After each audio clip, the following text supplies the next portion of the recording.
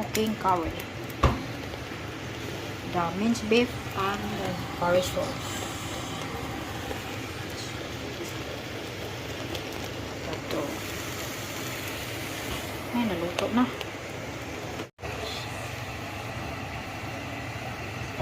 Pag naluto na ang mince, ihalo sa curry sauce. Sa atin kasi fresh coconut milk. We make curry fresh milk. Yeah. Fresh coconut milk. Not the curry paste. Curry sauce.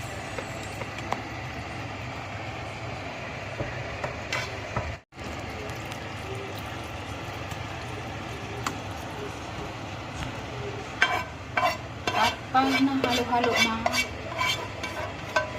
dagdagan ng tubig in it. Add another water. And boil. Green peas.